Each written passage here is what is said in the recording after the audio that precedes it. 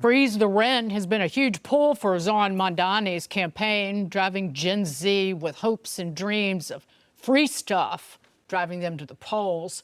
But like most of us, we learned at a young age, there's no such thing as free. Somebody else has to pay for it. And as the saying goes, the problem with socialism, that eventually you run out of other people's money. It's exactly what mom and pop landlords are worried about. Mamdani isn't just running for mayor, he's running a war against every small landlord in New York City. This clip dives into a heated conversation featuring Kevin O'Leary, Charlie Hurt, and others dissecting Mamdani's so-called rent-free revolution. We're talking about rhetoric versus reality. Free rent, free housing, zero accountability. Kevin's the businessman in the room. Cool, logic, and rooted in numbers, while the rest are trying to untangle Mamdani's fantasy economics. By the end of this, it's clear. Kevin O'Leary wins this exchange hands down.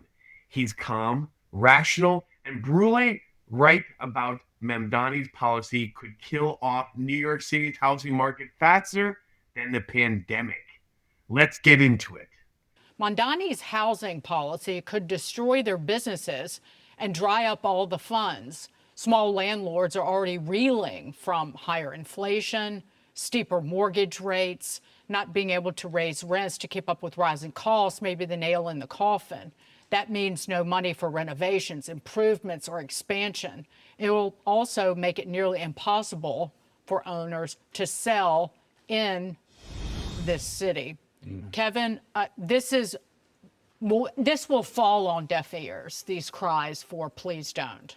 So pragmatically, I and others who invest in real estate have tried to get a meeting to figure out what's rhetoric and what's policy. So far for me, it's been crickets. I think it's a mistake on his part. I'm a rational person. I'm only interested in one thing, and I think he has to address this. I get it what he's doing on the rhetoric, everything for free and rents don't go up. What happens on new builds? We need to build a new building. So let's say we need 20% more affordable housing. Love to invest in that. So we go to the debt and we go to the equity markets to do that. So my simple question to him is, look, I understand what you're trying to do and you got to get elected, but tell me how you're going to do this. I got to put $50 million into a building to build it, just to get it going. And the market's going to want probably somewhere between an 8 and 11% return on the construction financing. And then when I stabilize it, they'll be happy with 7-8% return. You're telling me I have to have frozen rent rates, even going into 3% inflation. How am I going to be able to raise any money for a new build? Not just me, anybody. How can anybody, including you, by the way, you, Mr. Free for Everything guy, how are you going to get that money out of the market when the return is negative? Now, what is the answer to that? Because people should ask themselves, how are we going to get a new building to live in or to have an office in or a store in the city of New York, which is in itself a country, when there's a zero return policy, a negative return policy on capital? Now, that's what's going on here. So if you're thinking of voting for this guy, you're going to continue to live in rat holes as they deteriorate. But worse, there'll be no new builds. Right. Zero. And that's the truth bomb right there. Every so-called free policy sounds great until someone has to pick up the check. Mamdani's whole campaign runs on vibes, not math. And that's why small landlords are terrified. Inflation's high, mortgage rates are brutal, and this guy wants to freeze rent like it's monopoly money. This is socialism with a TikTok filter. Looks trendy, sounds fair, but in practice, it crushes the very people providing housing. Yeah. So I think he should, maybe not me, doesn't want to talk to me, no problem. Well, he doesn't want to talk to you because he can't answer that question. Like, Well, there's no answer to the question you just posed to him. I've got, that he you know will what I have want? for What you. I want to do is sit him down and say, look, I got millions of followers, great American entrepreneurs, families, millions of them. You don't have to go on TV and talk about this. Come on my TV. Let's just record an interview together and I'll post it and you explain what you're going to do here to attract capital. I'm the first $1 million check. You know, there is a affordable housing industry in New York. A friend of mine is a builder of that sort of stuff. It's incredibly complicated. I'm not going to profess any knowledge of it.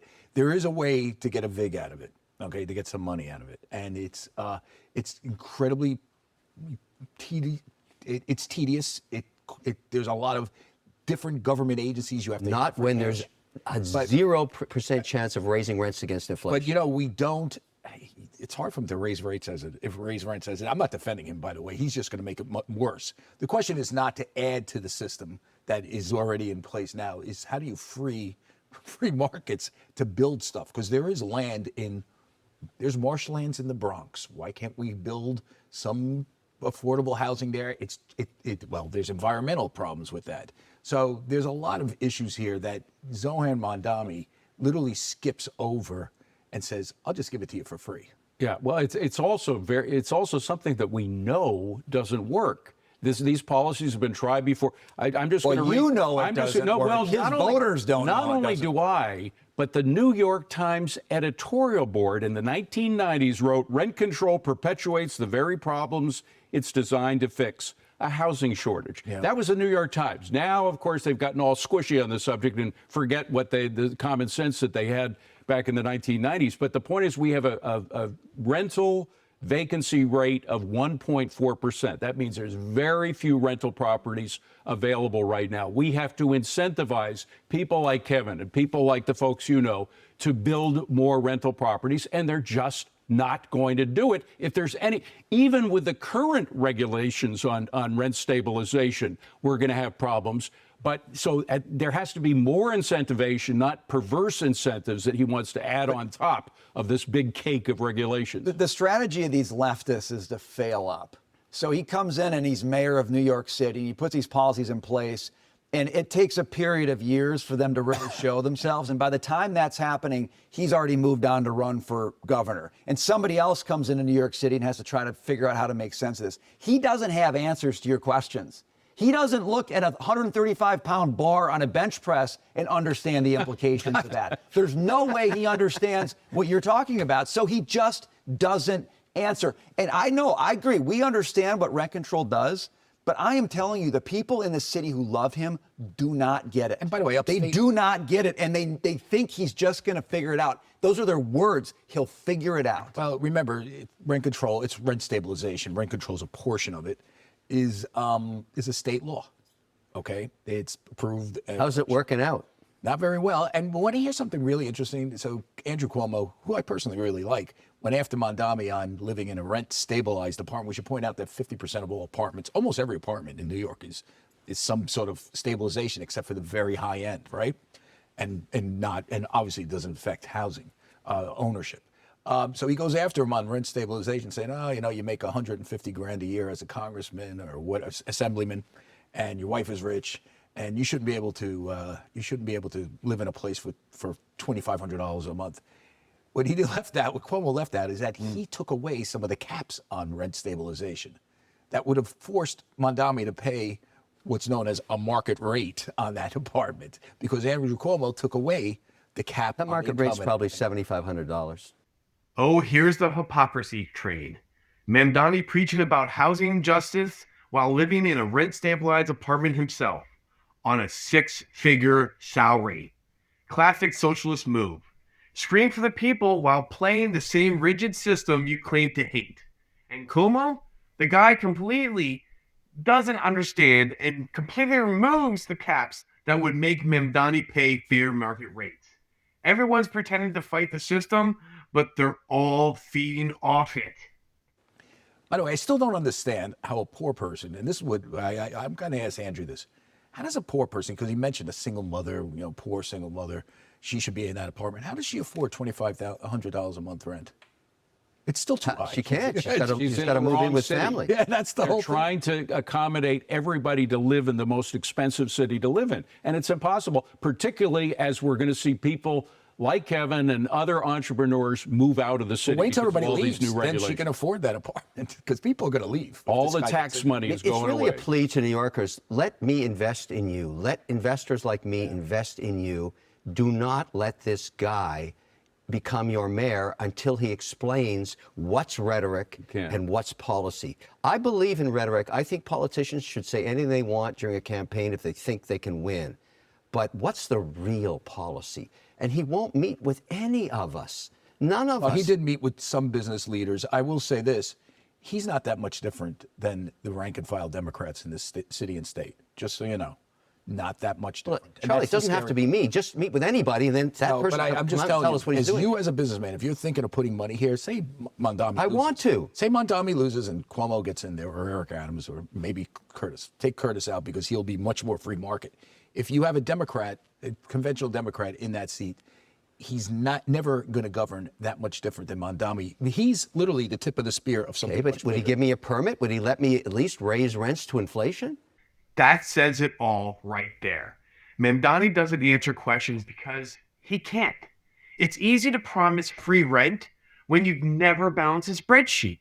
Kevin O'Leary and the others are literally begging for a rational discussion, and Mamdani's response is crickets.